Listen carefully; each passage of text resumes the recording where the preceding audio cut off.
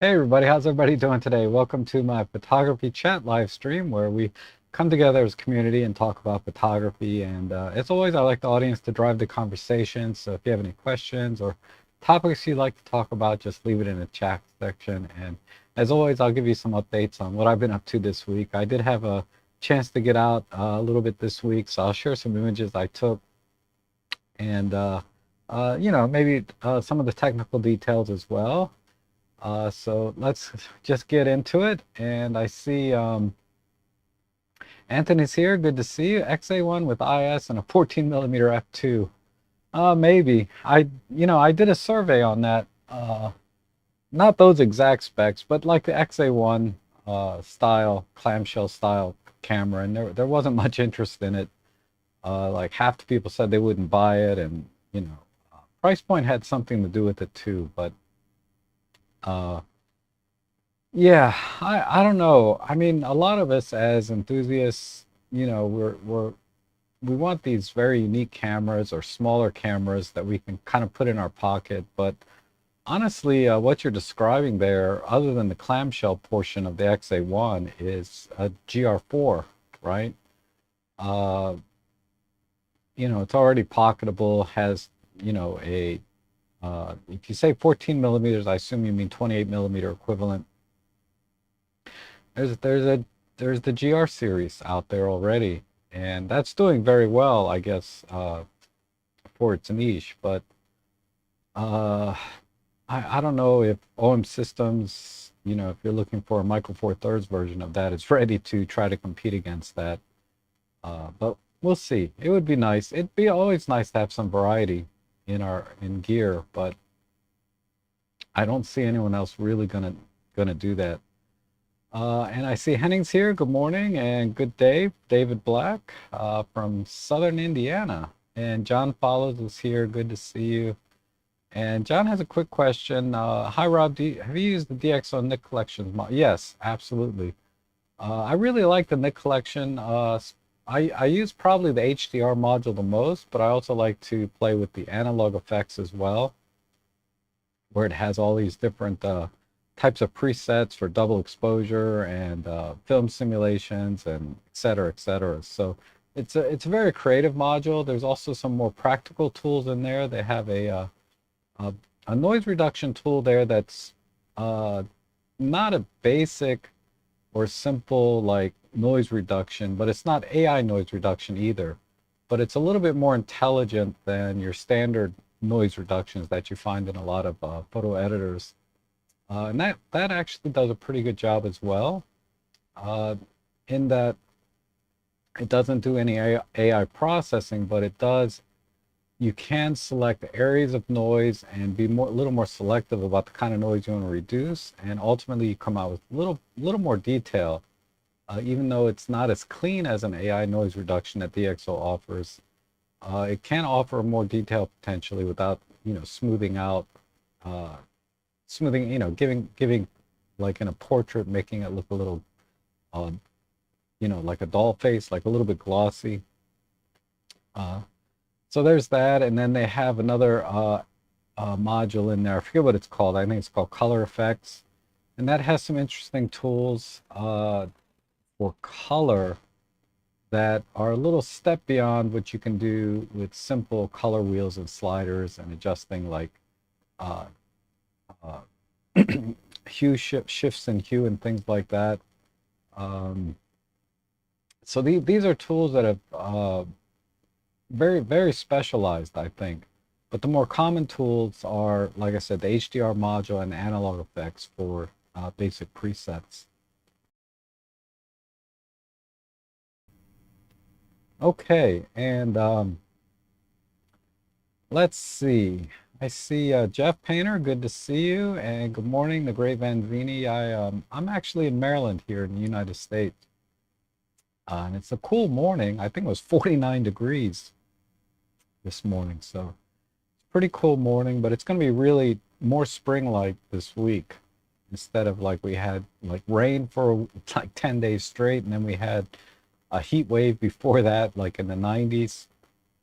This week looks to be pretty normal. And thank you for the audio video check. And And have I received the L10 yet? No, I think the delivery is expected to come out June 17th.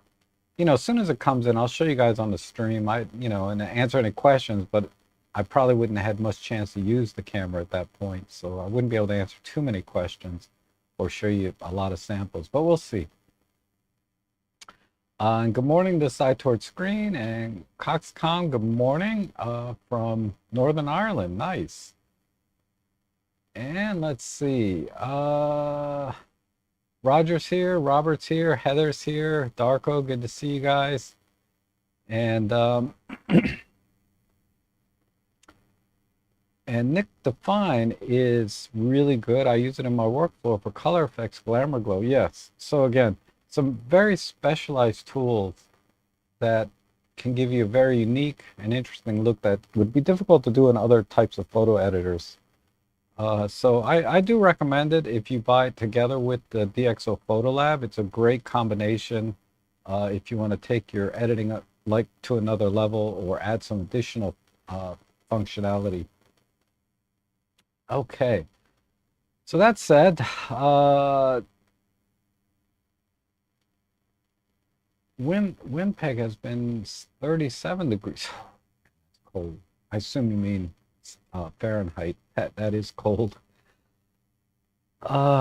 Anyhow, what's new this week, I guess, in the camera world? Not a whole lot. The usual suspects, the L10. There's been some more release videos on the Lumix L10 coming out that are a little more tempered, right? Because we're outside the window of the launch, and people are talking more about, sort of the shortcomings, or I would say things they wish that the camera had. I think the most common things obviously are people would have liked to have seen a smaller camera and weather sealing and maybe a better lens, kind of the same things that were said actually at launch time.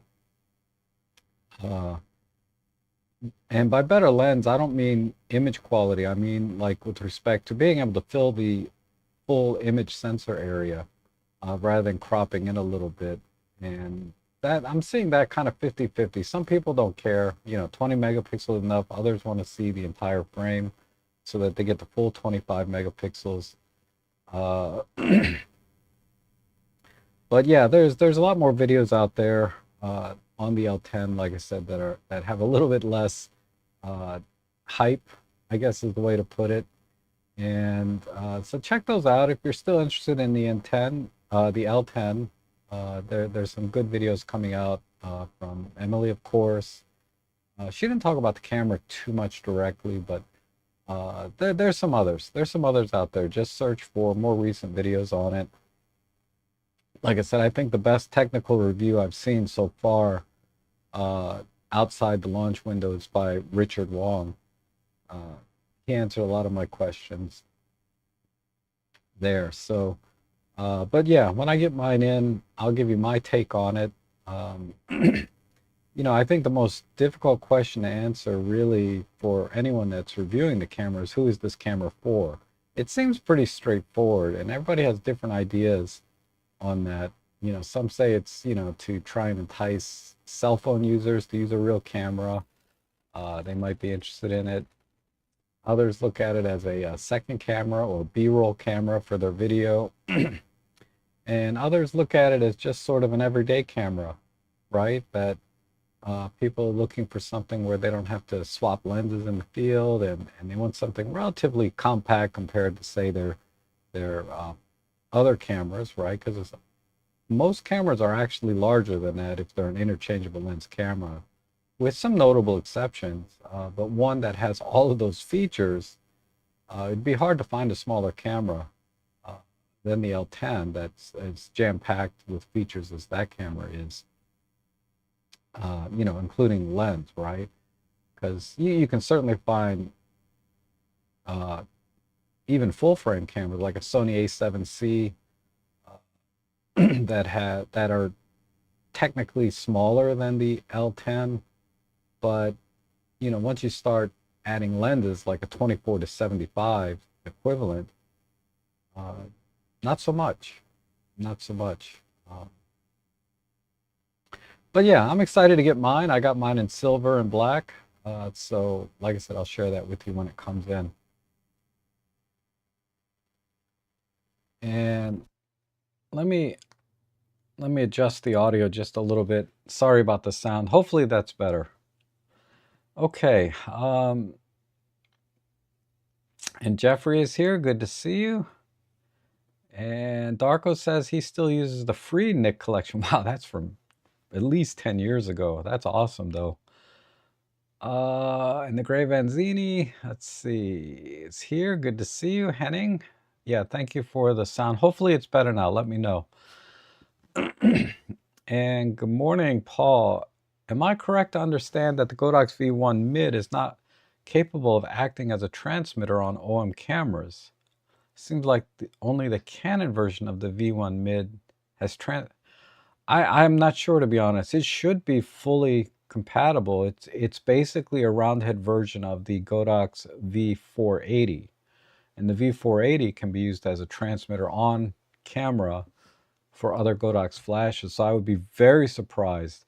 They were going to send me the V1 mid, it's the smaller V1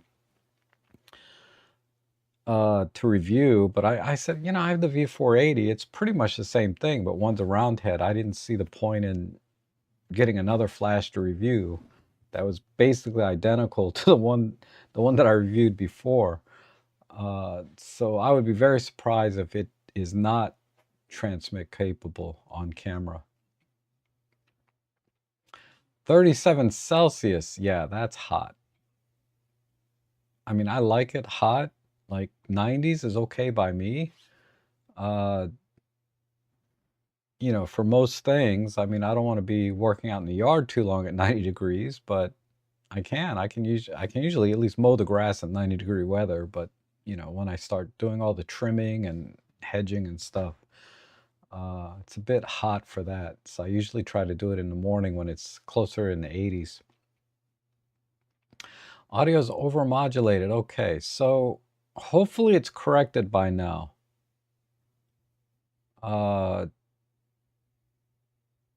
Let me know now if it's good. Let me check downstream a bit. Okay, sound is perfect again. Okay, good. Basically, I had the power supply plugged into the mic, so when I unplug that, it usually fixes it. And Rob says, is OpenGate just the video using the whole sensor? Yes. That's all. And then you just crop and post, right? Like we do with our photos. No different. And why am I buying the L10? That's a hard question for me to answer, actually. I just, it's a little bit of FOMO, like fear of missing out. A little bit of, I wanted something better than my Leica Deluxe 8 and LX100 Mark II. I have those two cameras back here. And those are great cameras and they take great pictures, but it's lacking a little bit in the autofocus and the video side. Big leap in video. So I wanted a camera that would be sort of just a nice little compact camera to take with me that has good video and still takes great pictures with good autofocus, particularly the eye detect. I'd really like to nail a little bit more when I'm taking pictures. It's what I like to think of as my friends and family camera that I take out with me to my sister's birthday party or my nephew's, or pictures of Ellie when I'm just out playing or going for a walk with her, things like that. And it's a little cumbersome with the autofocus because I have to make sure I select the point right around her eye, or when I'm out in the field or out with my family, getting it right on their faces. And I do it, and I have been for a long time, but it'd be nice to have a more competent autofocusing system in a small camera that I can take with me everywhere. And I mean, the short answer is I can just use my OM3, which I do all the time. It's not much bigger than an L10. It's just a little bigger. So yeah, I don't know. We'll see. We'll see if I keep it or not. I almost always inevitably will, but that means I might be able to just sell off my LX100, Mark II. I'm never selling my Deluxe 8. I really like that camera. Uh, just the menu system and using it is really nice. But okay, let's see.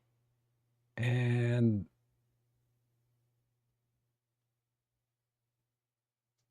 Thomas is here. Good to see you from Georgia. And trying to keep the chat in order. And Darko says, would love the XE5, but the price to get back into Fuji is prohibitive. Yeah. And the XE5 is also a great alternative to an L10, right? Because you can put on a relatively compact zoom, and because they have like a 15 to 45 or something. But like you say, it's not cheap, right? And I think ultimately it's not going to take any better picture than an L10. And good morning, Adam. Good to see you. And Adam says, I keep seeing people toiling over the OM300 versus the 100 to 400, assuming variable aperture. Is the 100 400 really suitable for bird sports? Does the teleconverter work with it? So yes to both of those. It's a very capable lens, very sharp, and you can use the teleconverter with it. The zoom gives you a lot of flexibility.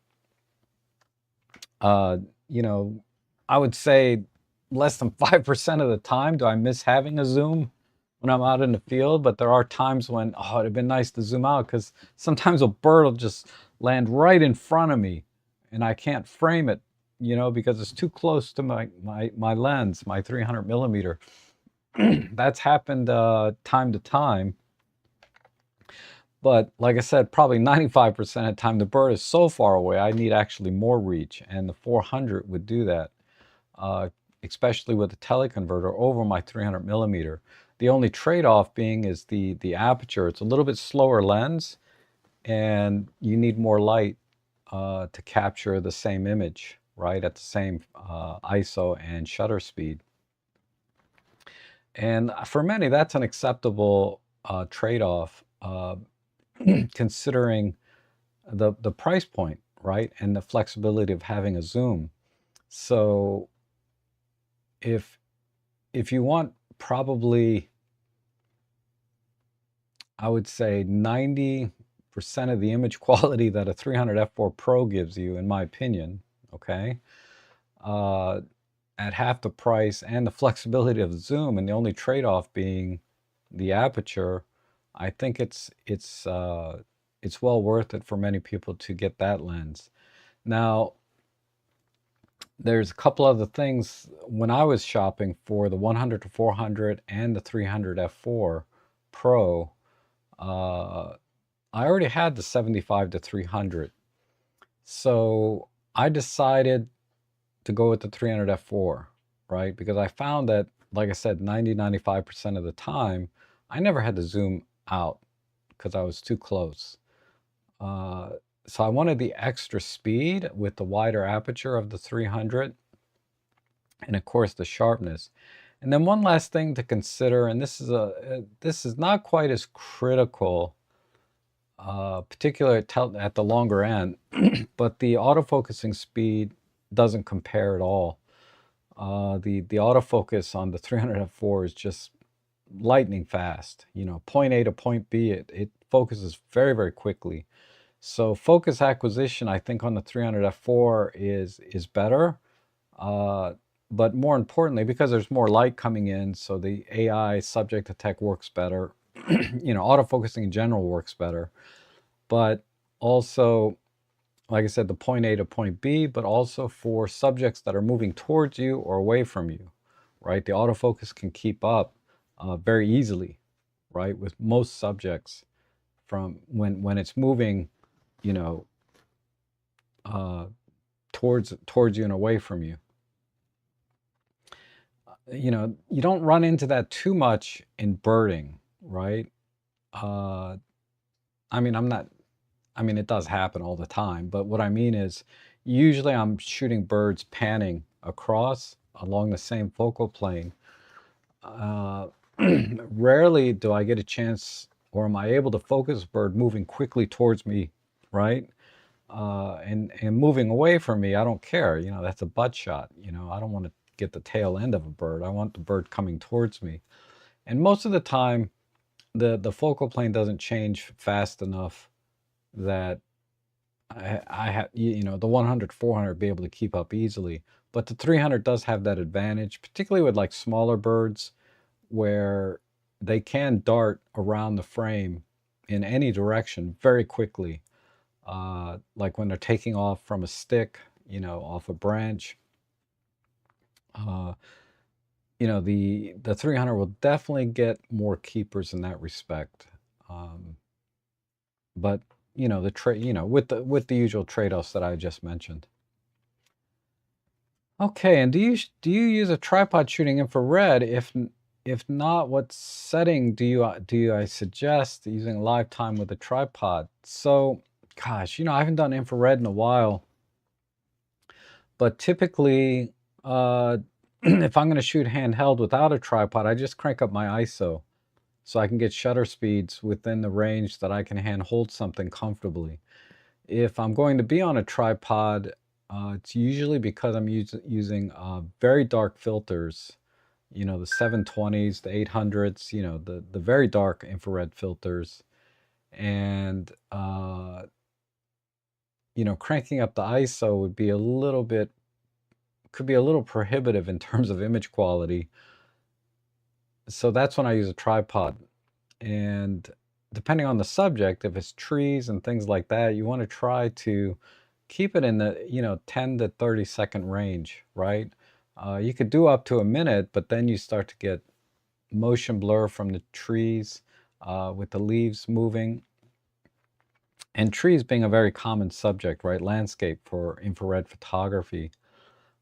If you're talking about wide field, wide angle type infrared, you know, you can probably do a lot of that handheld and just not worry about the motion blur from the wind blowing or something as much.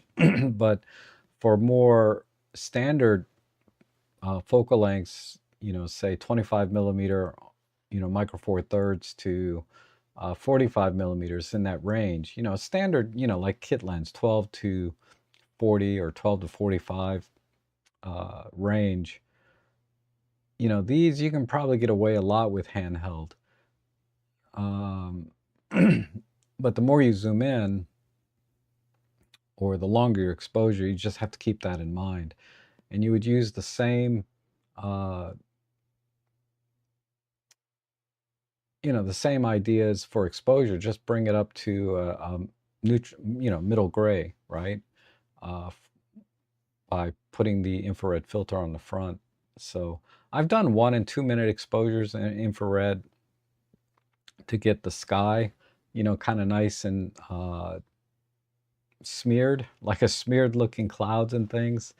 I did do some of that uh, when I'm doing black and white.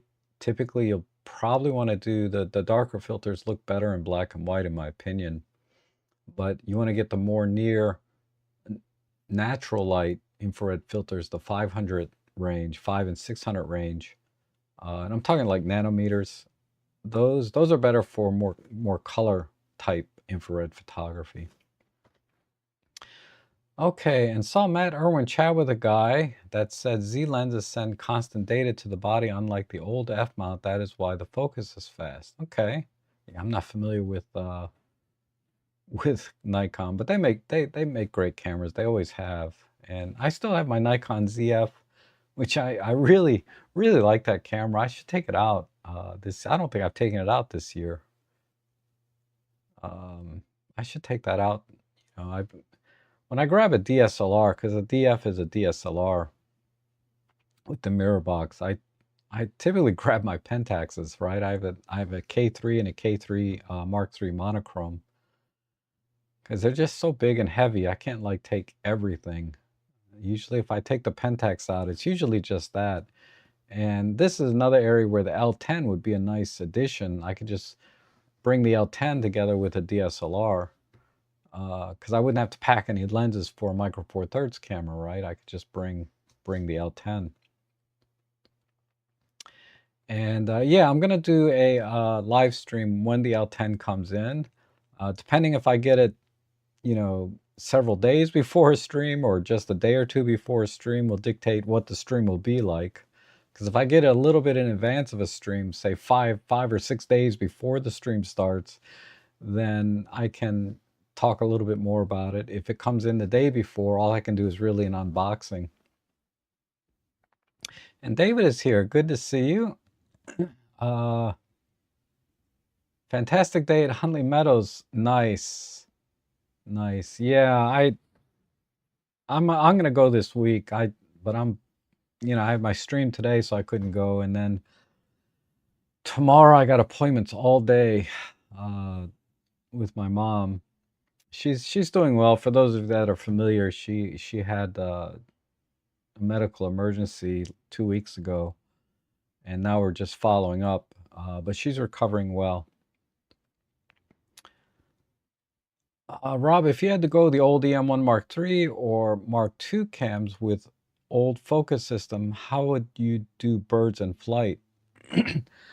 I would probably do, if it's a bird in flight, and I would probably use the small point, not single point, the smallest one. I would use the small point or the 9-buck.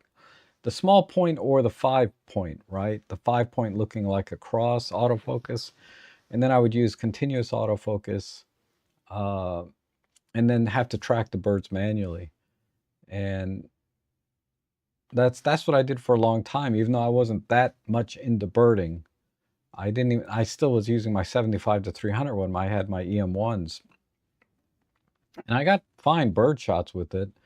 But yeah, I would use the small point or 5-point continuous autofocus, and then the same SH1 or SH2, typically SH2 with the continuous autofocus. Same shutter speeds, you know, 1/3000th, 1/3200th of a second is typical.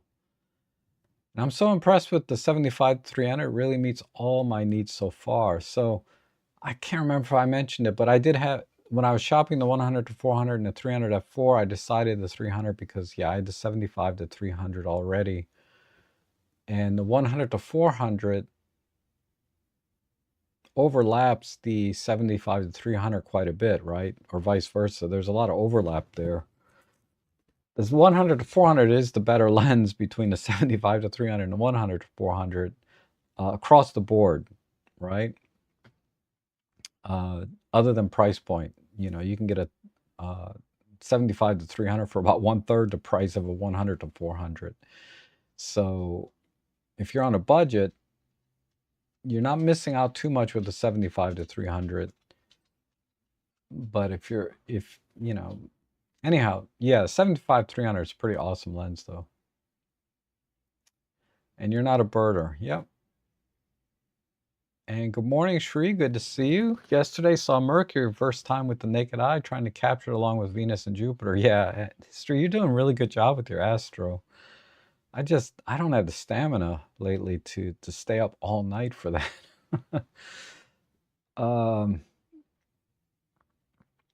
And good morning, Marcia. Good to see you. Good morning, Robert and Jeffrey. Good morning. Infrared filter handheld is nice also for interesting street motion like bicyclist, pedestrian. Yep. And I think the OM3 infrared is being made just for Japan. You know, I haven't heard anything about that, to be honest. I know they released the Astro version, and you can get that here in the US, but I don't know about the infrared. And the black and whites look good on my DF. Something about it is just different, I think. Yep. It is definitely has a certain look to it, right? Because you know, part of it is because you're using vintage, well, I hate to call it vintage, but you can use vintage lenses, f-mount lenses on the DF, and I think that adds to sort of the depth or vintage look to it, or I think character is the best word. The older Nikon F glass has a certain character to it. Okay, and Jeffrey says on OM with good IBIS, I still tend to shoot R72s with ISO to set exposure +1. Set overexposed +1 for still shots without wind. Try handheld, high res, or tripod if landscape. Oh, thank you for the tips there.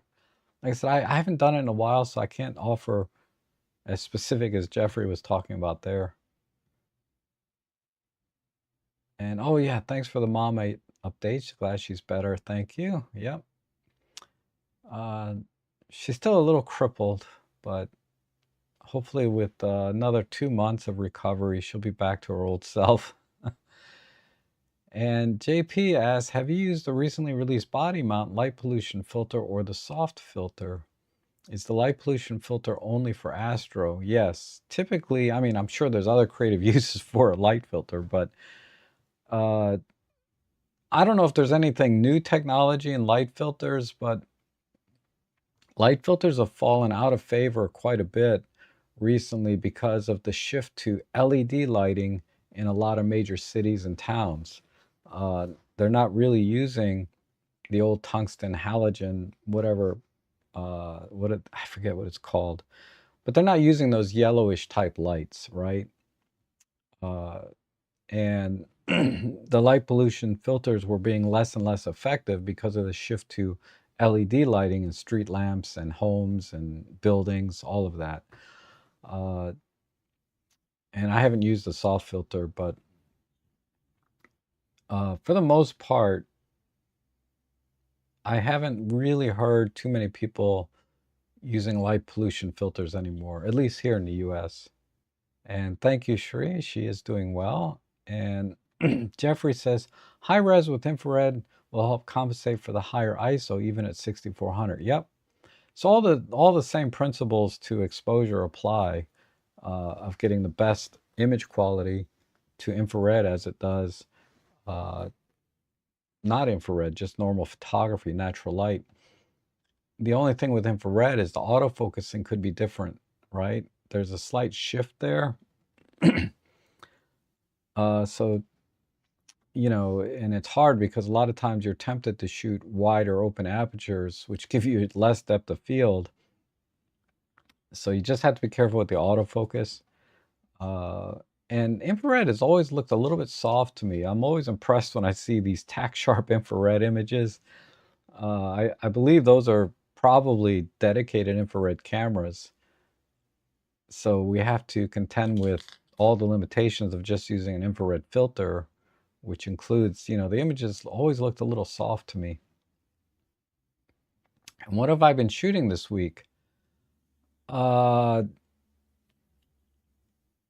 Okay, so let's look at a few images. I had like 3 photo jobs, all architectural stuff, businesses, commercial. I can show you a couple images from that. Those are kind of boring though. It's just a shell, you know. And then I did some.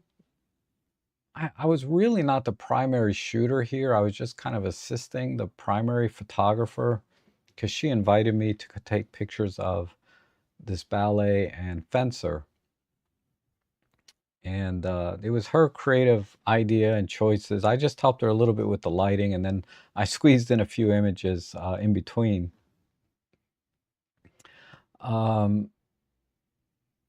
But I'll share some images of that. I've already posted them to my Flickr. So I'm sorry, not Flickr, but Instagram. I will post them to my Flickr as well. And would you consider Friday morning DxO for infrared images? I can try. send some in. And thank you, Darko. Your mom's living with you at age 89. Yeah, I know what that's like to take care of someone. I took care of my uncle for about 10 years. He lived with me and until he passed. And good morning, Wayne. Good to see you. Okay, so let's look at a couple images.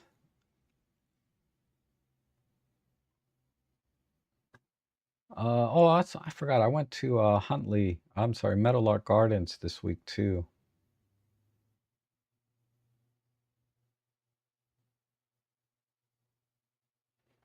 My hard drives have to spin up, but we'll get there.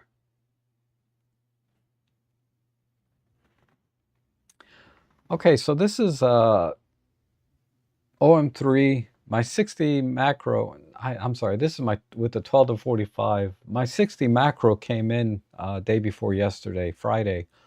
So I got my 60 macro back. My old 60 macro died on me. The autofocus motors just stopped working.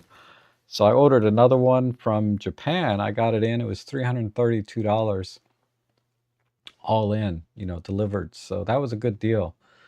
But anyhow, this was with the 12 to 45 f4 Pro lens. It has really good close-up capability.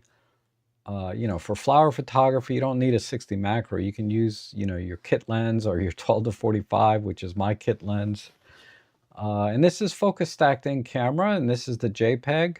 And then all I did was just make the background black. So I just did an AI select on the subject, which is the flowers, and then just underexposed the area around it. And this came out really nice, and there's really nice detail in there. The in-camera stacking did a great job on this flower.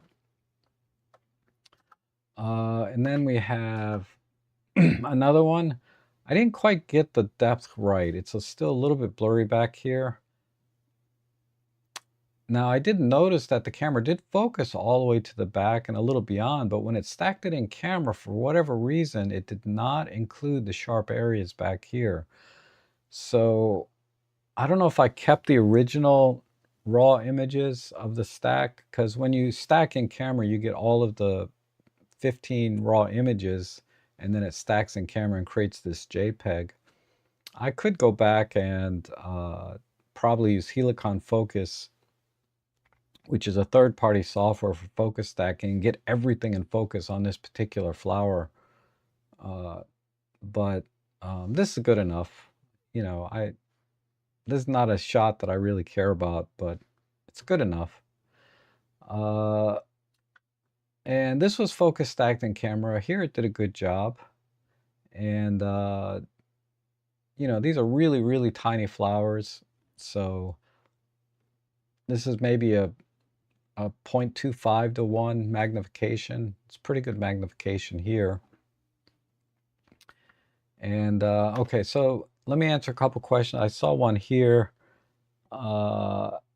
Did you use flash? Yeah, so I did use flash, but I did not use a diffuser. So I used the Godox IT32 on top of my OM3 with no diffuser. So these are, if you look closely, you can see there's a lot of speculars. So that's a good indication I did not use a diffuser. Not the only explanation, could be just flowers were a little wet, right? But there's a lot of speculars in this shot,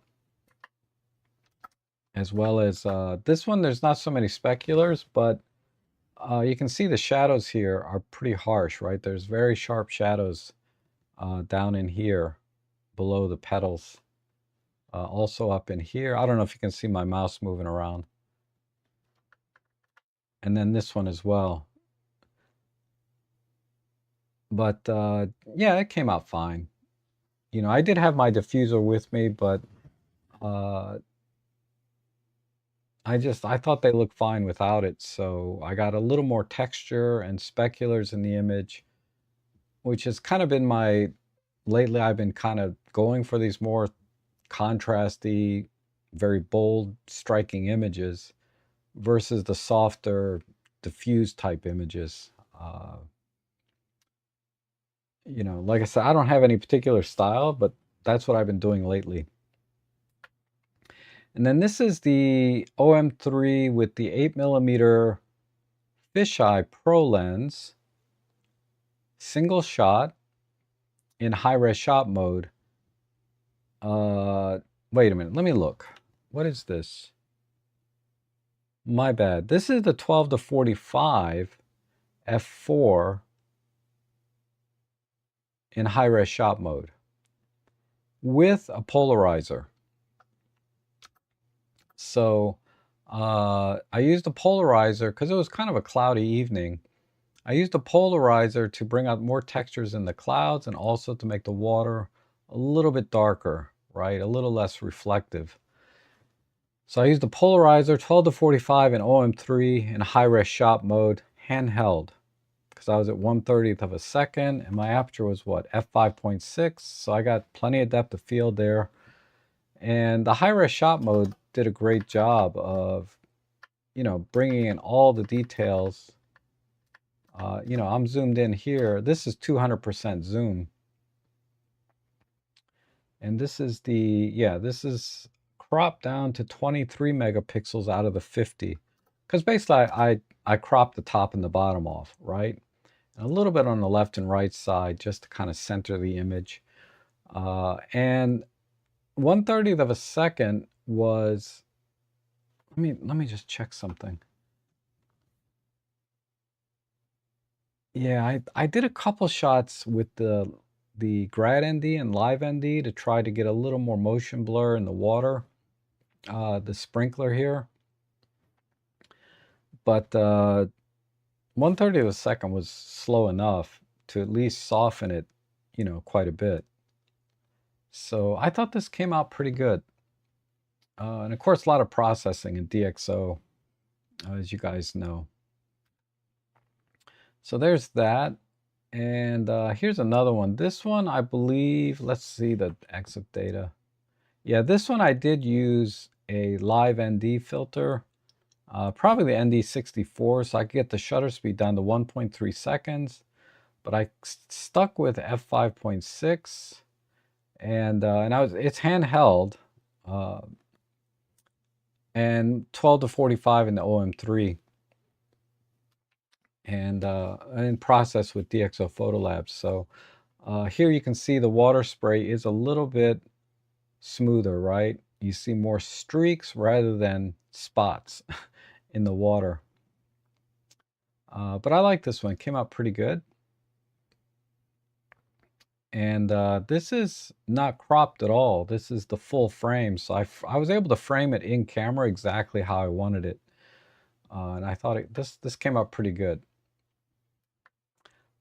This one is definitely the 8mm fisheye Pro lens, because I did bring that with me and I swapped lenses somewhere towards the end. And nothing special here, just a shot of this small bridge. This one here, actually I used Nik Collection. This is a single shot with the grad ND filter because I wanted to bring out a little bit of texture behind the tree of the clouds.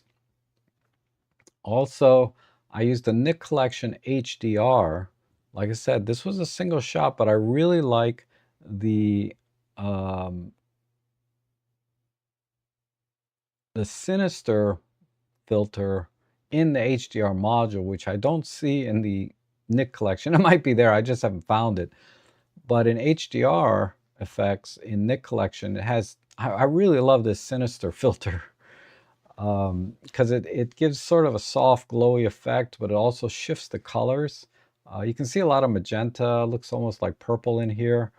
I like this filter. So, and I thought this was a good subject for that filter. Now the Grad ND, you can see how the branches up here are much darker because the Grad ND doesn't discriminate between, foreground and background. But I don't think it really had too much impact on the overall feel or look of this image. But there are signs of it there. Like I said, up here you can see where the Grad ND kind of came in and then fell off towards the bottom. So that's that. Now I'll get into these other photos here. Let me check the chat section real quick. And let's see. Cool flowers. You inspire me to get out and do macro. Yep. And like I say, you don't have to have a macro lens for flowers. Most lenses can get in close enough. Good. You see the mouse. And what image was the fencing / ballet concert or what type? Okay, I'll get into that. That guy was quite still for 1.3 seconds. Yeah, he was chimping his camera, I believe.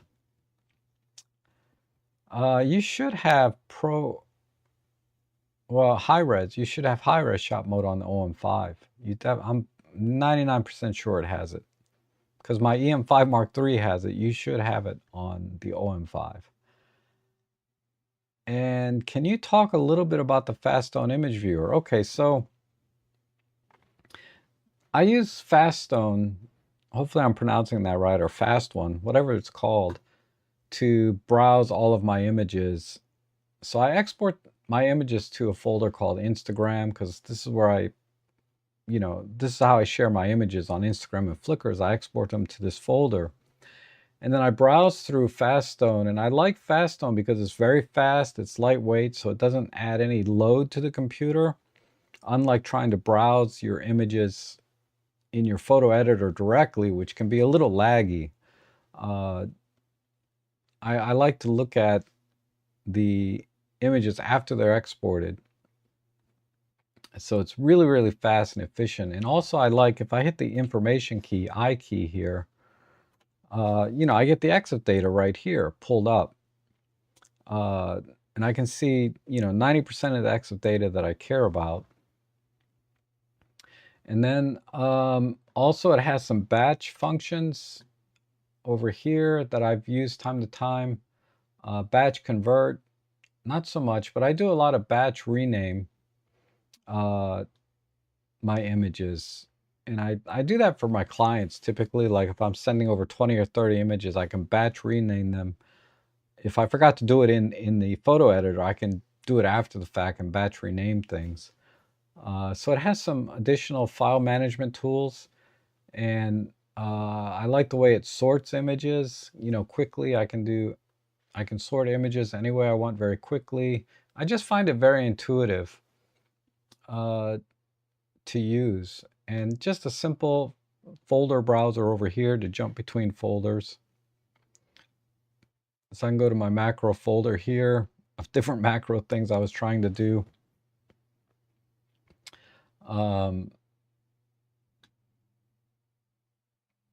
So I really like it. It's free. You can download it. Just Google Faststone image viewer.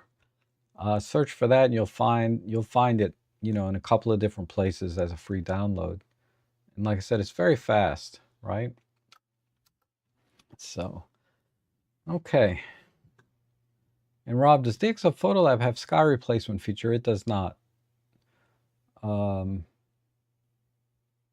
I did use sky replacement though. It's in Photoshop, I believe. Lightroom might have it too, but I know it's in Photoshop. That's where I use it, is sky replacement.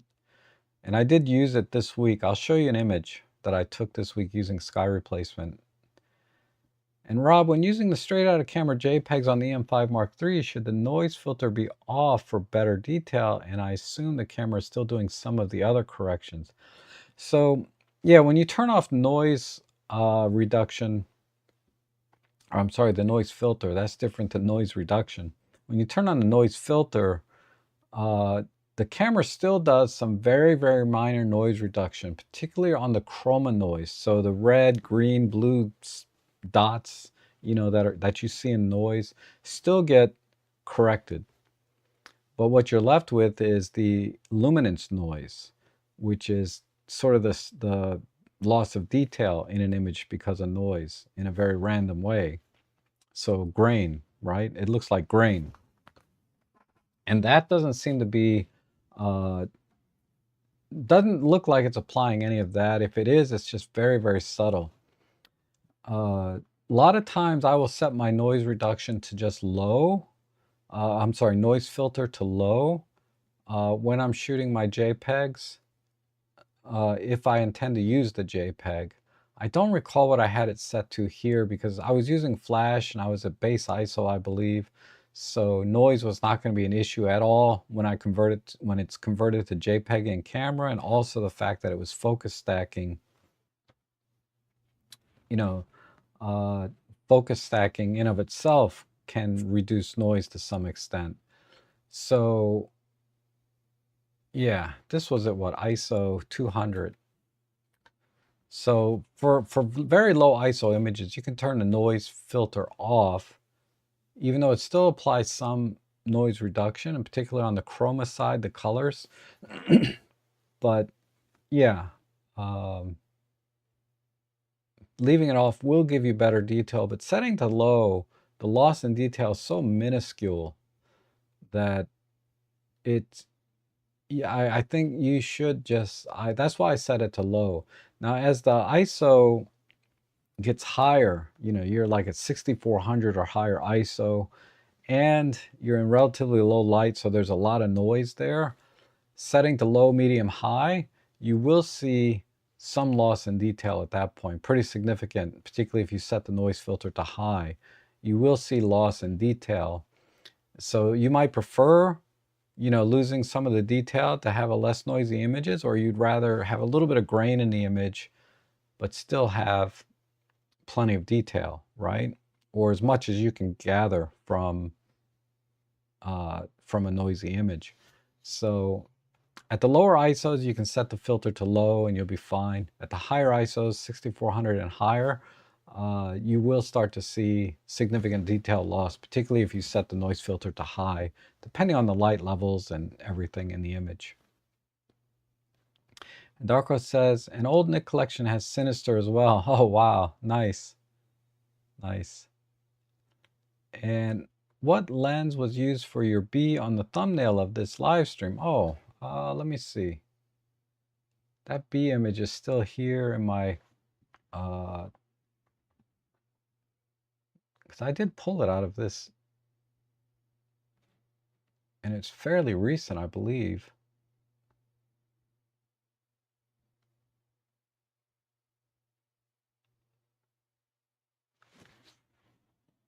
Oh, maybe it wasn't that recent. It's a little bit up here. I think we're getting close. Oh, here.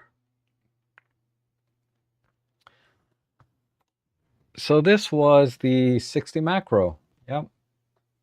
Probably the last time I used it that it worked, April 17th of this year. And I'm at 1/1600th of a second, f9. And this, I believe, is a single shot. This was not focus stack. This was a single shot with flash. So I did fire a flash, because you can see the speculars in the eye here and on the body and on the wings. ISO 80. And this one is cropped to 2102 by 15756, so it's a 5.31 megapixel image. So there's probably less than 1 megapixel on the B itself, but it's still really, really sharp, I think. And then, of course, processed in DxO. And Heather says, love Fast One. Wish they, oh, they don't have a Mac version. Really? And you like the thumbnail too. Cool, cool. And Jeffrey says, I prefer noise filter set to low and reduction off. It's worked fine for me for a decade for events when I need to turn out JPEGs quickly for clients. Yep, I'm with you. We are on the same page there. Exactly. Thank you for sharing your experience as well. And JP says, been using Faststone for many years. It's well worth a donation to the developer. It's a one-man operation. Oh, really? Did a great job. Did a great job. And as always, you know, I always say, you know, when you can, support your favorite creators, including people that develop software, your local camera stores, you know, brick and mortar stores.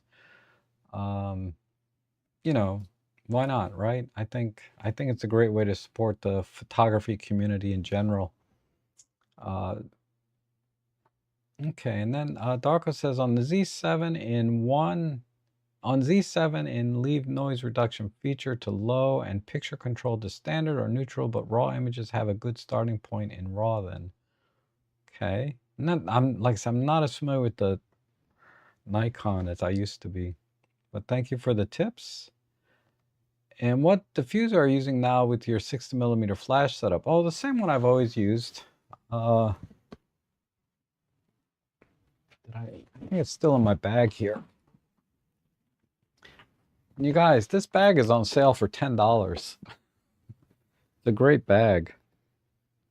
If you go to robtrek.com/deals, you can find this bag for $10.49. But yeah, I'm using this now this angler's sold out right now. But there's another diffuser on my deal page for $8, which is pretty much the same thing. But yeah, just this. And then my 60 macro is, I think it's in here too. Yeah. But anyway, so that's what I do. And then I put whatever flash. I was planning to go out and do some macro yesterday. I just did not get a chance. I'll show you the whole setup here. And then an IT32 or a V480 on top of this. IT32 works well. And then diffuser. And then when I'm shooting, I hold the diffuser facing forward like that with my finger down here. Set the flash power and whatever focusing mode and computational mode that I want to use.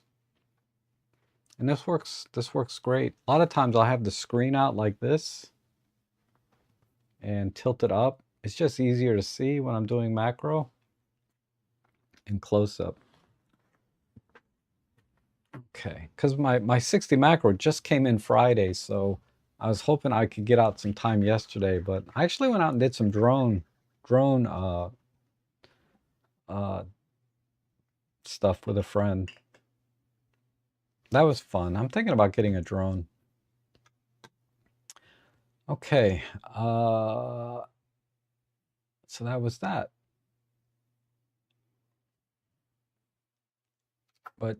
And I wanted to do some macro this morning because I have jumping spiders and all full array of bugs in my backyard, right? Macro it's easy to do just about anywhere you have grass, right? And trees. If you want to do bugs and things, but I just did not get a chance.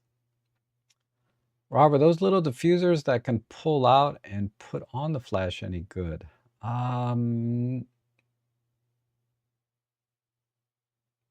Okay. I assume you mean this other style.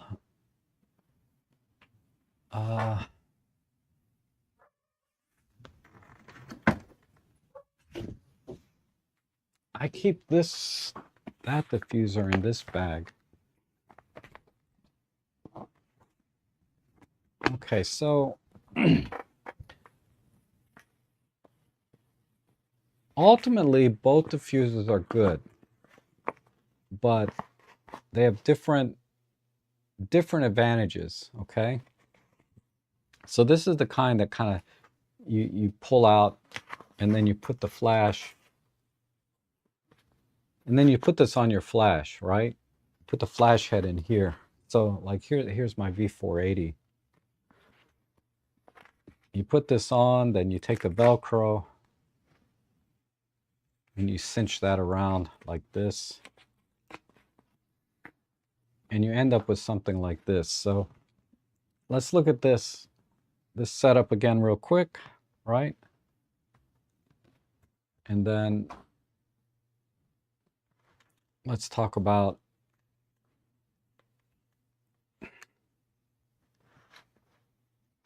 I don't know, righty-tighty, lefty-loosey. Okay, there we go. So I'll put this on here. Okay, so that's what this looks like, right?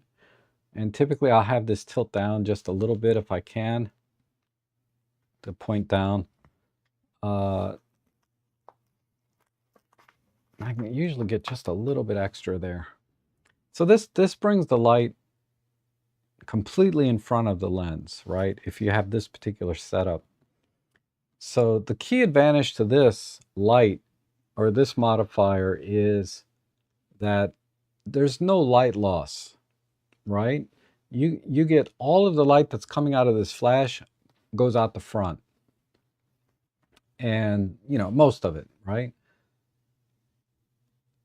but it's just it's about the same price, right? Sometimes this one costs a little more.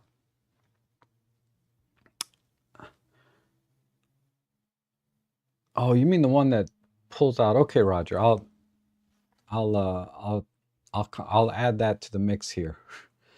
But yeah, so this one, since I started, so this one offers more light, but the problem is, like I can't really use this on my IT32 because the IT32 is a little bit too small. So this works well for larger flashes like the V480, the V1, the TT850, all the larger flashes. This works just as well, and you can use less flash power, so you can do focus bracketing and stacking with a little more confidence because you can set the flash power lower and you're not going to get misfires, things like that. Whereas this one here, it's just way easier to use and pack, right? But the problem is half the light gets bounced back. So you have to set your flash power a little bit higher, a full stop higher than you would with the other one. But it's hard to beat the ease of use of this and then just the portability. Packing this away, I can just put this in my pocket or I can my back pocket, whatever. So what Roger was asking about was most square head flashes, right, will have a little bounce card. And this works pretty well if the subject's a little bit far away, but when you're getting really close to your subject, a lot of times the lens itself will create a shadow onto the subject because you're not getting the light in front of the lens. So for most things, this is going to be okay, but as you can see, a lot of the light is going forward. So you have to set your flash power pretty high to get the same amount of light onto your subject versus, say, even using this diffuser. Okay? And with the diffuser, of course, you're going to get less speculars and softer light, and you don't have to worry about any shade coming from the lens itself, right? Because the light is fully diffused in front of the lens. This one, you have potential for shadows, and you have to use a lot more flash power because this doesn't, as you can see, this doesn't get it quite in front of the lens. It reflects the light down. So that's the main issue with this is you have to use more flash power. And if you use too much, then the shadows get really harsh. It's not ideal. Though I've done it. Right? Uh, the flower pictures I showed earlier, I didn't use a diffuser or anything. I just used bare flash. But the flowers were probably this far away from the lens, right? So, or I'm sorry, from the camera. So the light spread out and diffused enough to cover the entire subject. I did not use the diffuser that's in this like that. Although that maybe I should have. That would have been a good idea. And certainly if you point the flash up, you're not going to get enough light on the subject. So you still have to point this down, pull out this little card, and you can get good light on the subject. Just keep in mind you're going to get harsh shadows and a lot of speculars when you use it this way. Okay. And what's my favorite burger place? I don't have one. I would say, if I had to go somewhere, it'd be either Red Robin or Five Guys. Those are the two. Were kind of making me hungry now. Those are the two burger places that I would go to if I see one. Whatever's closest. Either one is fine. And the one that's part of the flash head and leading into food photography. Have you done full food photography setups for clients? No. Never done any kind of restaurant or food photography.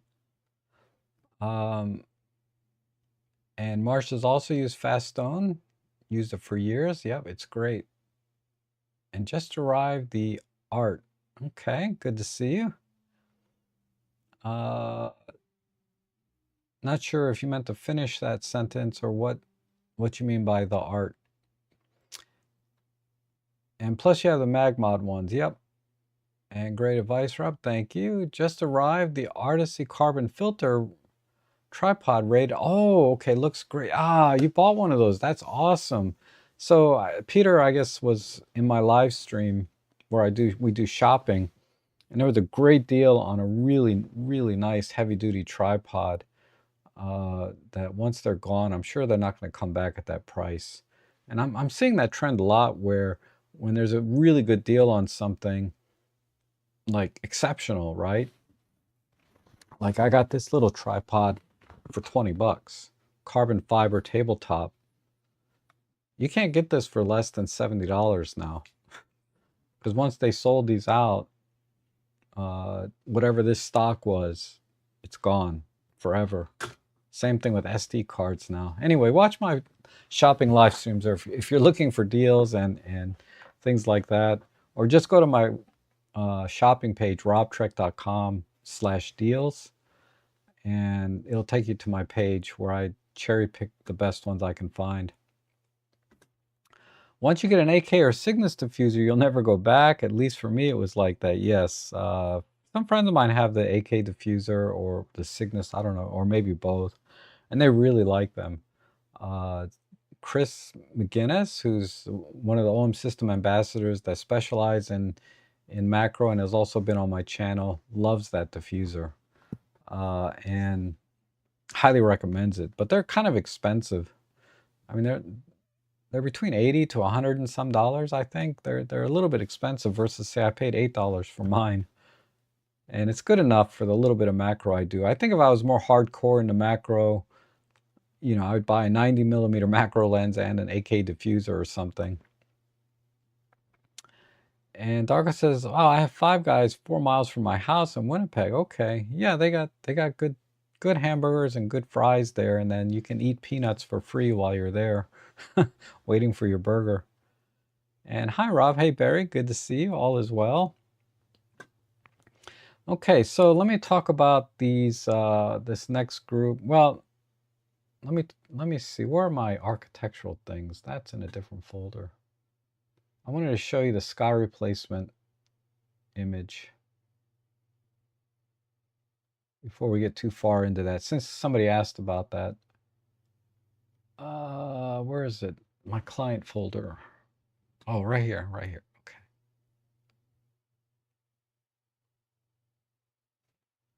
Clients, K&M, deliverables, and the address was 90, no, it's 13880.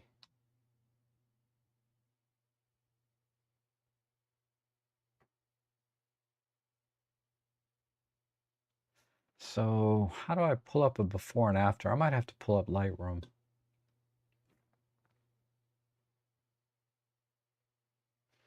So while Lightroom's coming up, I'll just show you this. So this I did sky replacement, and I did some AI removal of cars that were parked out here in front. And yeah, sky replacement, all these. And this was a single frame, I believe. Yeah, this was just a single frame with sky replacement, but it was a cloudy and it was raining this day, so I had to do a lot of adjustments to white balance and things. But let me see if I can find the before picture, because there's such a dramatic difference.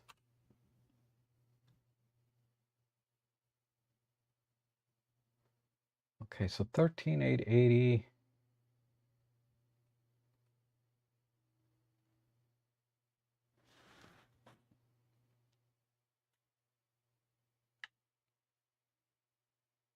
Let's see.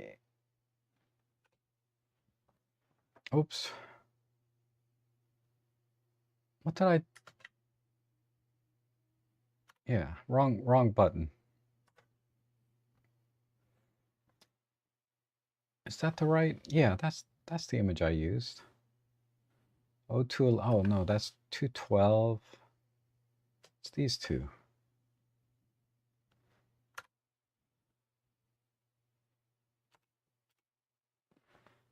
Okay, so I shot this on the OM1 with the 7-14 Panasonic.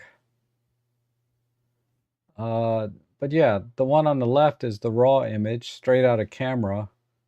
Other than I did DxO optical corrections and noise reduction. And then the one on the right is with sky replacement and then some removal of these cars in the front. And there you have it. So sky replacement is pretty useful. So it's not something I can do in DxO. This is a DxO processed image for, like I said, optical and noise. But then I took it into Photoshop and added the sky replacement. And then I have another one over here, this one and this one. So there's the before and after, right? It's pretty dramatic difference between the two. So I just adjusted the white balance a little warmer, and I didn't have to do any car removal or AI removal. All I did was just, maybe I removed this leaf, or I cropped it out. I don't remember. But it's pretty dramatic difference. This actually looks like daylight, right?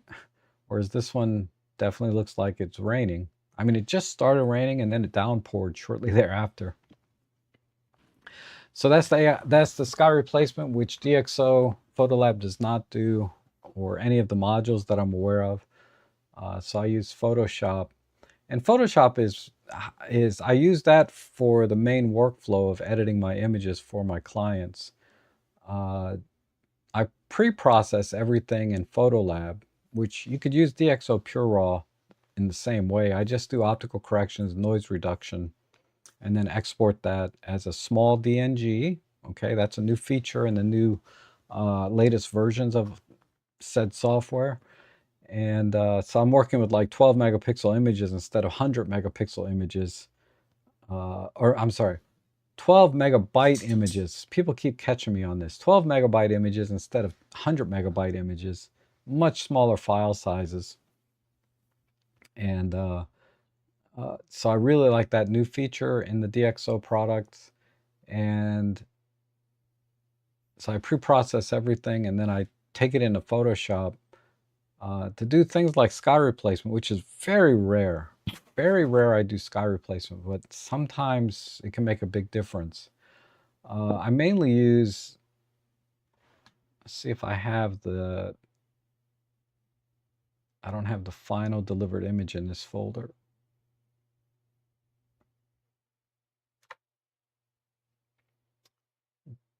But let me see. I can show you this image.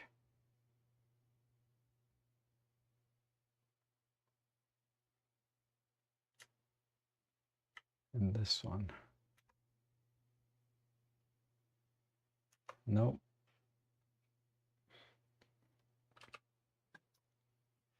This is what I hate about Lightroom.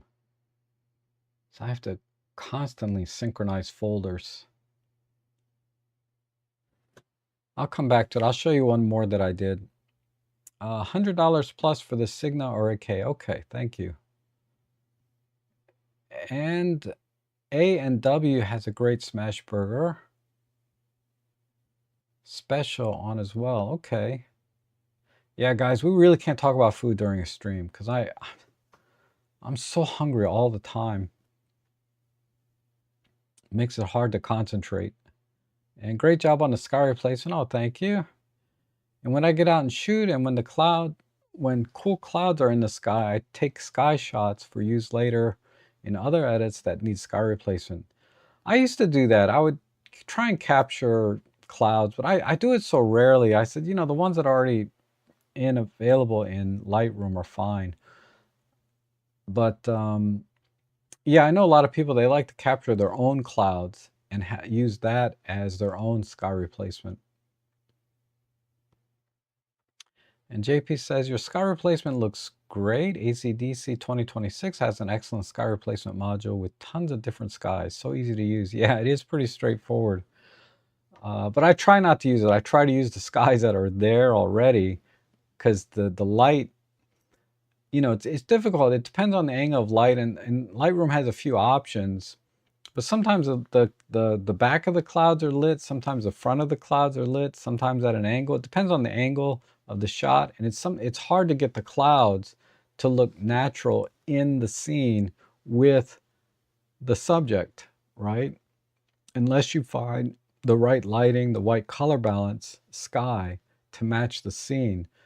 And you know, I can shift white balance and but I cannot shift the direction of light hitting the cloud in sky replacement. So I have to be kind of conscious to make it look as natural as possible. In this one particular case, it did come out pretty well. Um, Mostly because it was cloudy, so I only had to adjust white balance. But when it's cloudy, you don't have any harsh shadows, right? So you don't have to be worried too much about what direction the lighting is coming onto the sky replacement versus the subject itself. But when you're trying to replace a sky when there's already light in there, that's when it gets tricky and doesn't look natural, right? Because you have light hitting the clouds from one direction and light hitting the subject in a different direction, and then it's easy to see that you did a sky replacement versus on a cloudy day, you can get away with it a little easier, I think. Okay, so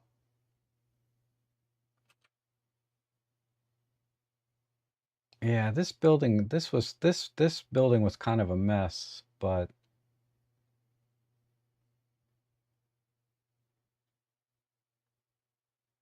uh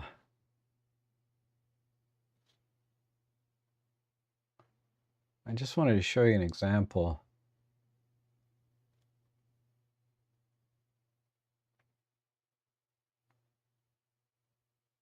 So here's a raw image, and then this, where's the delivered one?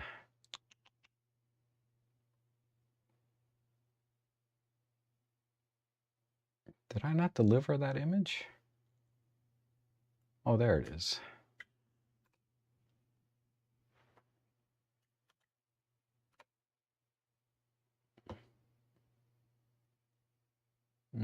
Not a great example, but here's one example, right?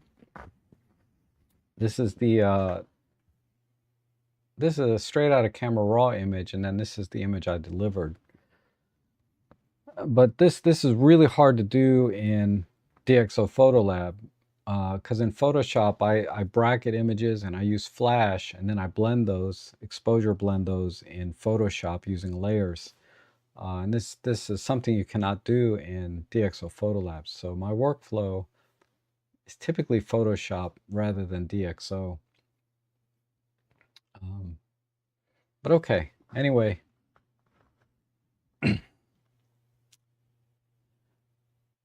Think about a healthy bowl of oatmeal. Yeah, I did. I love oatmeal too. I had a bowl of oatmeal.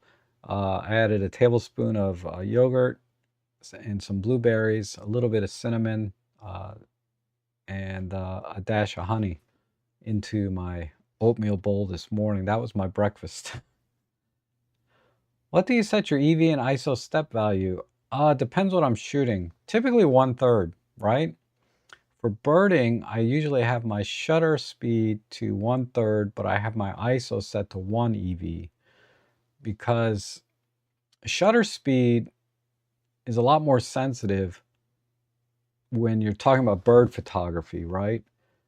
Because I can go down to 1/800th of a second. I can even go much lower than that, depending on the lens, but I've gone as low as like 1/100th of a second with my shutter speed. But I like to use that in thirds of a step because the creative choice of shutter speed is your creative choices are much more sensitive in shutter speed. Now ISO I set in full steps typically. So I go, you know, 100, 200, 400, 800, 16 because I need to jump very quickly between them. With ISO, you have a lot of flexibility with the dynamic range in camera already. 2 stops minimum right there. I can recover shadows or pull in highlights up to 2 stops very, very comfortably in, you know, in post-processing. So ISO you know, if I have a 2-stop flexibility and I dial in and I'm off by 1 stop, I'm fine, right? If I'm off by 2 stops, I'm usually pretty good. I try not to be that far off on my exposure, but because I usually nail my exposure within 1 stop. So I don't, I use my ISO stop, and then you throw on top of that noise reduction in DxO products, and you have a huge flexibility there. So I don't worry about ISO. I usually operate in full stops on ISO. For shutter speed, I work in thirds of a stop because my creative choice there. There's also some technical reasons, right? Sometimes I'm using flash and I have certain limitations with sync speed in silent mode versus mechanical mode versus high speed sync. So shutter speed, I have to be a lot more, I have to be a lot more precise with that for many technical reasons and also for creative reasons, right? Versus, you know, showing motion blur versus showing uh, freezing the subject, right, with shutter speed, things like that. And in my opinion, it has to be my sky or it's not my photo. Okay. uh, you know, I guess for more personal stuff, yeah. But for a commercial client delivering, it doesn't really matter. I wouldn't, it's, you know, they're not my photos, they're my client's photos, really, right? All they want is something that looks decent. And AC/DC has adds sky reflections to water as an option. Oh, that's cool. You can do that in Photoshop too. I don't know if it's automatic, but I know you can do it yourself. Just create another layer and mask it in.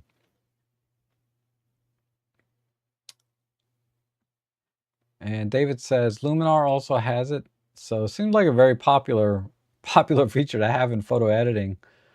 It's not something DxO does though.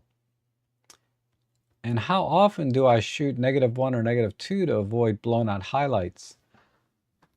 Uh, well, before I started shooting, I shoot more in manual mode now because of all the different creative and technical reasons of controlling ISO, shutter speed, and aperture separately. But when I used to shoot in uh, aperture priority or shutter priority and used auto ISO, that's when I would typically dial in -1 for sky, sometimes -2 if it's a very bright day. And then, like I said, I have about a 2-stop wiggle room uh, in my OM system cameras. And throw on top of that noise reduction, I have 2 stops of wiggle room, so I could dial in -1 or -2 uh, for highlights. Yeah, I don't do it very often anymore, to be honest, because now I typically shoot in manual when I want to really control the exposure uh, or control everything about the image. You know, I've seen a lot of videos where most pros shoot in aperture priority or, you know, whatever. You know, there's a lot of videos about you don't need to shoot in manual. And I totally agree with that. You don't have to shoot in manual mode to get a great shot, and to get most of my shots, I could probably shoot in aperture or shutter priority. And I do shoot an aperture priority lot, but uh, not as I've shifted the manual mode for the most part for most of my images, and then dialing in the ISO or shutter speed or whatever I want to create the image. But before I shot in manual mostly, I did use -1, -2 quite a bit. We also have the computational features in our cameras now, you know, the grad ND filter, at least in my OM3, that I'm using it less and less. But I would probably, even with the grad ND, I would probably still dial in some exposure comp, but in the opposite direction. When I use the grad ND, sometimes I would actually dial in +1 exposure comp because the grad ND is reducing by 2 stops the sky, right? If we're talking about highlights in sky. I mean, there can be highlights anywhere, like in night photography, street photography. Your highlights in this case would be the artificial lighting coming from the buildings through the windows and also the street lamps. And in those cases, I could dial in, I typically did dial in negative exposure comp for those scenes as well, not just like broad daylight with the sky. And JP says, you're keeping me from editing the 950 images from my Rhine River cruise. The stream is more... You're too kind. Thank you, JP. Okay, so with that, you can edit your photos and watch the stream later, though, right? Let's look at these fencing and ballet shots that I did, because I did want to talk about these a little bit and share with you the technical details. Because, you know, images, you create images, right? You don't make them, whatever. I don't get the idea of creating or making. They say you create images, you don't take them. You create images, you don't just take them. Whatever that saying is. Let's see.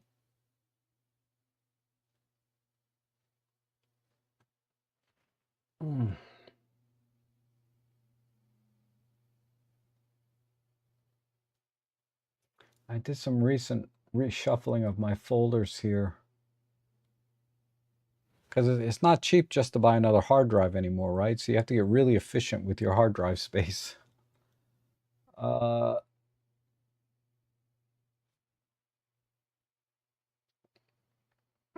Okay, so let's start with this one. So again, very punchy, very dramatic, black and white of a ballerina, I guess, and black background.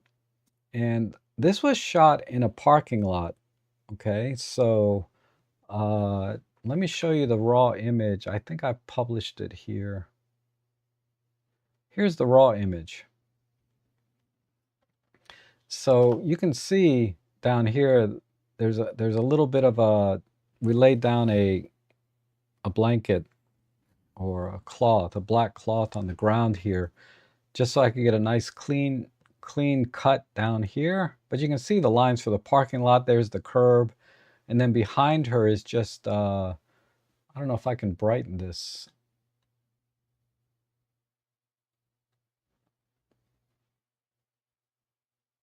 Where's the brightening thing? Anyway, yeah, so this is what it looked like.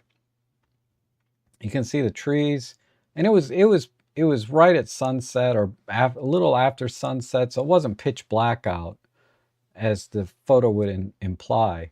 There was plenty of light there for me to see and get autofocus. It was just after sunset, I think, at this point. But this is the native scene. This doesn't look bad as it is, actually, from a creative standpoint. I kind of like the noise in this. But anyhow, that's the raw image. And then we'll put these side by side.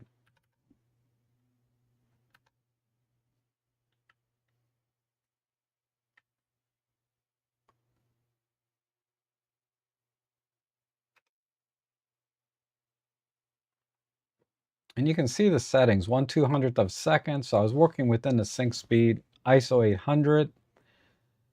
And I'll explain why I chose that. And I was using the 12 to 45 f4 Pro lens on my OM3. So just kind of eyeball the specs there while I'm explaining this.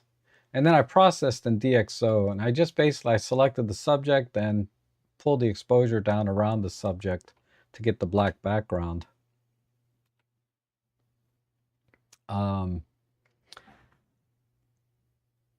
But I have one umbrella over off to the right with an AD100, flash off camera. And I fired it in its direction to get, the dramatic shadows. But I lowered the flash power down to like 1/32 power.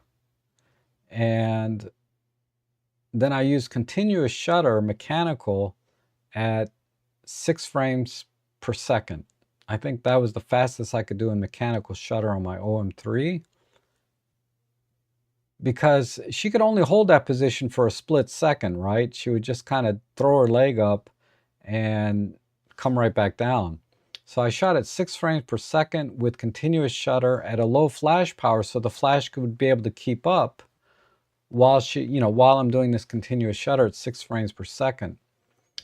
And I didn't have enough light, right? As you can see, it looks underexposed as it is. I didn't have enough light, so that's why I had to raise the ISO to 800 so that I could bring in enough light to the camera. And technically you're not bringing in light, I'm just dialing up the amps, right? I'm just dialing up the gain on the camera. But yeah, that's why I shot at ISO 800, is because I didn't have enough light from the flash. And I didn't want the flash to be too bright, because then it would spill onto the background, right? More than it is now. And I wanted to get a nice clean cut. So anyway, the key takeaway here is that I lowered the flash power so I could shoot in continuous frames per second, so that I could capture that decisive moment, so to speak, right? When her leg reaches the highest point. And then I processed in DxO. Okay, same principle to this image.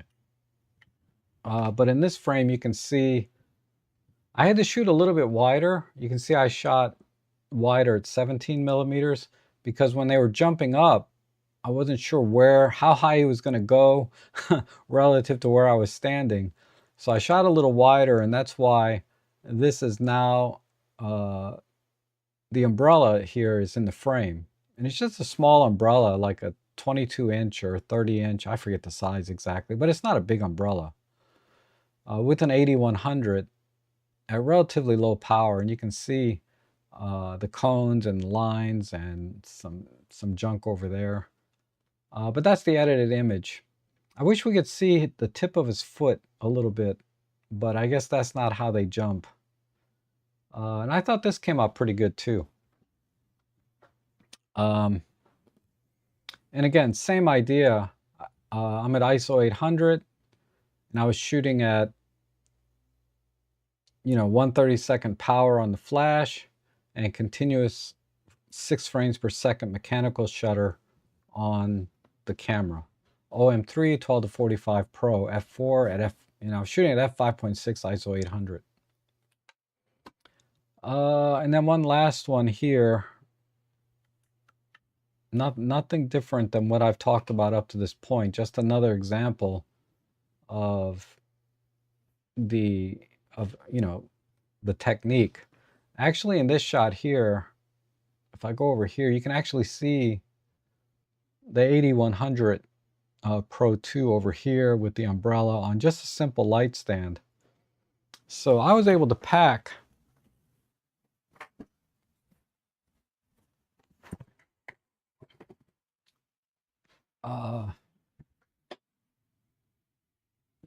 so this is my setup here, right?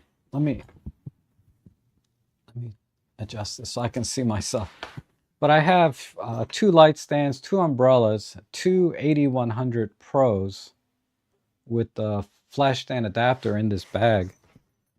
So I went out, I had this, and then I had my little $10 bag. So I paid like $15 for this this bag here,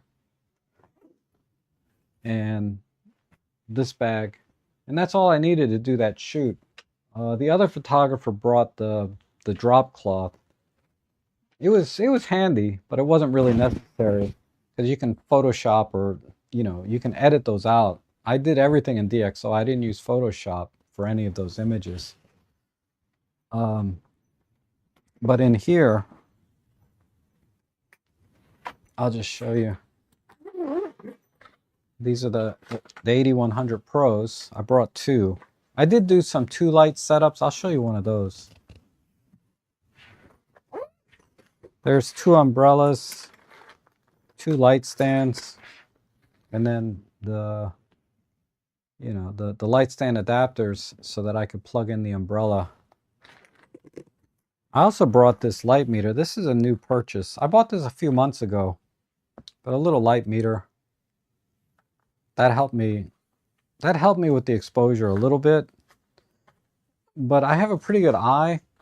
I can take a couple shots and get the exposure I want. But I thought I'd just bring that along. I ended up not really using it.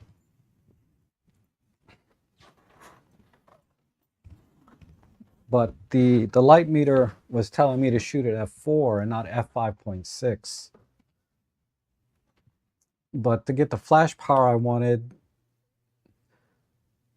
and the depth of field and all of that, because they were moving around, I just decided to shoot at f5.6. And I was a little bit flustered because there was another photographer there directing them and using her own settings. So I had to be a little bit limited to the settings I could use relative to hers. It's kind of complicated. It wasn't like a solo shoot where I work by myself, where I have complete control.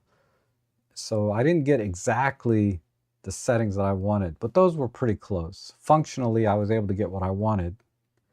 But I typically, when you look at this image, I typically wouldn't underexpose the shot this much. You know, I would have got the exposure a little better. If I had shot at f4, you know, this would be one stop brighter. So I did need to be about one stop brighter. But because I knew I had some flexibility, I shot at ISO 800 instead of ISO 1600. Because I didn't want to clip any of the highlights either, because, so I'm effectively shooting at -1 EV, like someone was asking about earlier. Because this suit that he was wearing had a little bit of shine to it. So I didn't want to clip too many of the speculars on this uniform he's wearing, as well as the ballerina also had a lot of speculars. So I effectively shot at -1 EV. But again, everything I was kind of there as just a sideshow. I was not the main photographer, but I wanted to try a couple, you know, it's actually the photographer, the main photographer there is one of my students or prior students. So she asked me to go with her time to time to kind of give a little guidance on lighting. I'm happy to go out there because it gives me a chance to capture some images and share some techniques here on the channel. Okay, so that was that. Rob, can you recommend a light box or light table for macro cases indoors? I don't have any specific one. Anything that you can find on Amazon. Some of them are foldable that you can collapse down and just put away when you're not using them. Those are the ones that I like. And they're just shoot through. There's other ones that are hard shell, but the hard shell ones, you know, they fold down, but they're hard shell, right? So they fold down into a square, but they also sometimes have lighting built in, LED lighting. I don't like those personally because, you know, the LED lighting is maybe not the best quality, but I prefer to use the shoot-through collapsible light boxes so I can use my own lighting. So if I want to shoot through with a flash or put a flash inside and bounce the light all the way around inside, I prefer the collapsible light boxes. You know, like this, collapsible in that, you know, like this. So it collapses down to a nice small size. They're very durable. You can throw them around. You don't have to worry about them breaking, unlike a hard shell type light box, where particularly if they have their own LED lighting, you know, you can break them, crack them, whatever. Whereas these are pretty durable. You don't make photos, you create photos. I think it's you don't take photos, you create them, right? But whatever it is. And those ballerina images are world-class. Thanks. I wouldn't call them world-class. They came out okay. I'm not particularly proud of them, but they came out all right. And you love the edited ballerina shot. Thank you. And nice job on the ballerina. That's why you're a professional. Oh, I try. They're okay.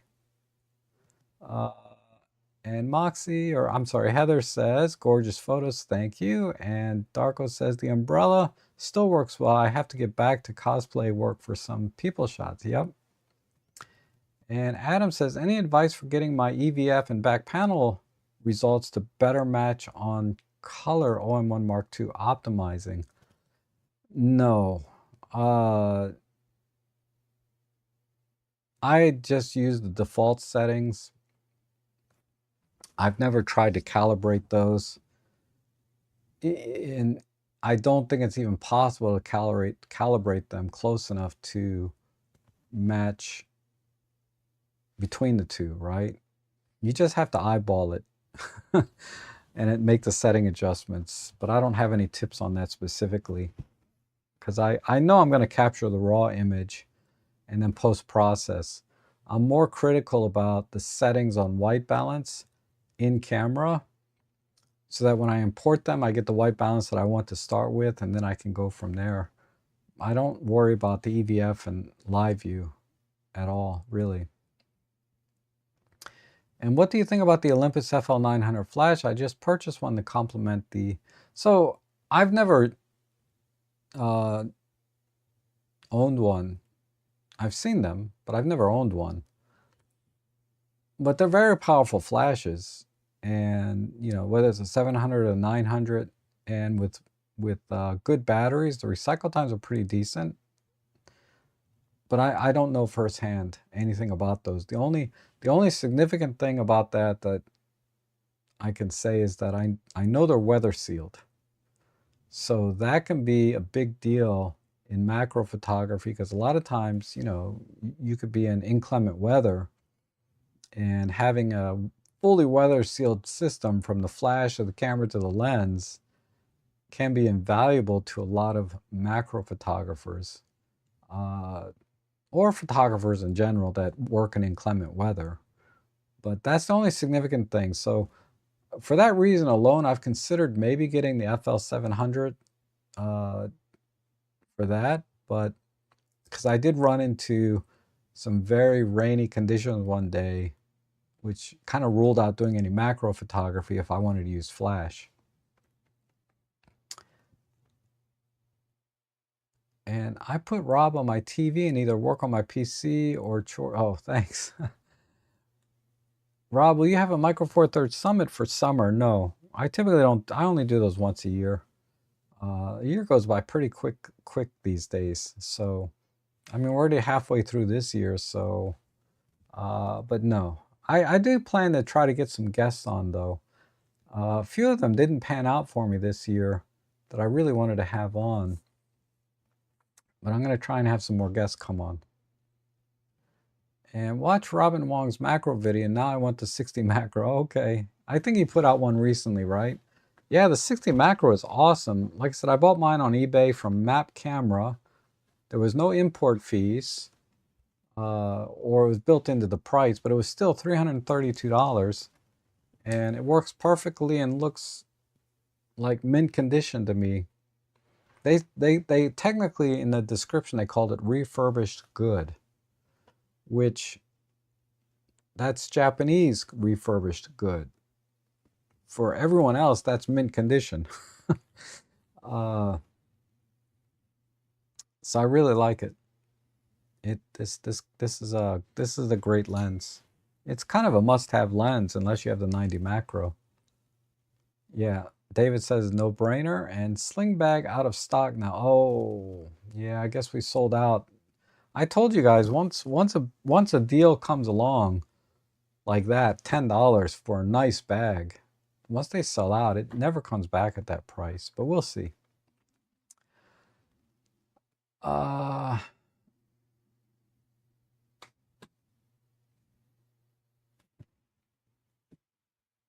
me do one other thing.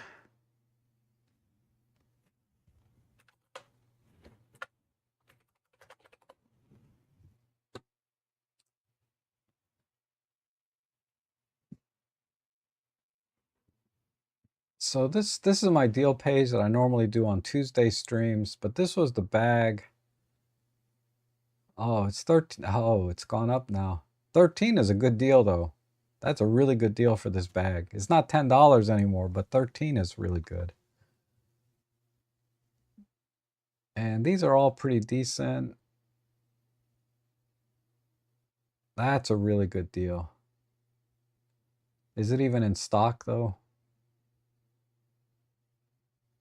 You can't, no, you're not going to get them for $99.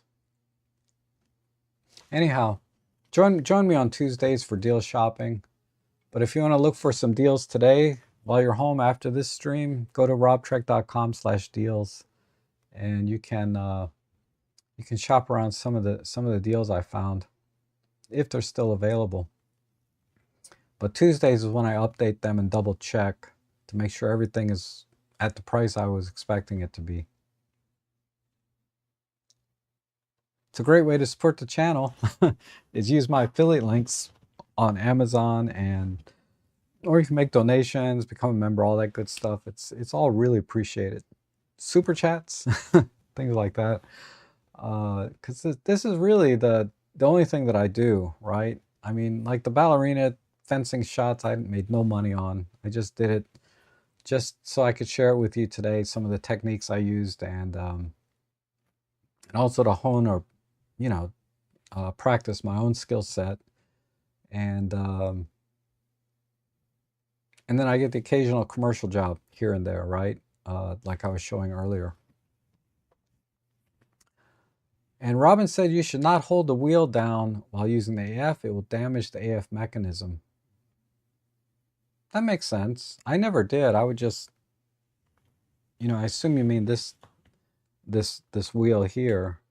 You would clip it and then let go, and that'll bring the lens to 1:1. I imagine if you just hold it down, it might damage it. I don't know.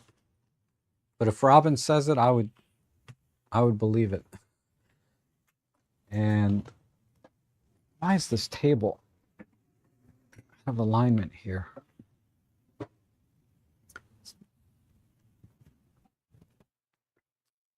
Are you getting more commercial work now? I had 3 inquiries for event photography. It's picked up a little this year, for whatever reason. Particularly because one of my clients that I didn't do a job for almost 2 years, he dropped me because I raised my price, has come back to me. Because I've seen the work that he was paying for while I was not getting paid. And it's decent, but it's not as good as my work. So either that photographer stopped doing the work, or, you know, whoever he was using before stopped doing it, or he wasn't happy with the quality. I don't know what the reason was. I never talked to him about it. But he's been calling me lately for his photo jobs. So that's the main thing, is I got one of my clients back. So I'm getting more in that sense. And I did get a few referrals for some other architectural type stuff for like people that do kitchen and bathroom remodeling. So those are always nice. They take a little more time, but you get paid a lot more typically for those. It's not as competitive as, say, the commercial and residential real estate market. So yeah, it's picked up a little bit. I mean, the one day I made more money in one day than I make here all month on YouTube. You know, but that might be the only day I work a commercial job, because I did those 3 in one day. And yeah, it made more than I make all month here on YouTube, but it's still not that much, right? Okay. I guess that's it. So I don't see any other questions or comments. So I will call it here. You guys, thank you so much for joining me today. I really appreciate it. And if you guys, oh, sorry, something came in real quick here. I noticed Godox for there. I have Godox CT350. It's not even close to how it pairs with my Olympus cameras and my FL700 and the movie light chef's kiss really comes in handy. Yes.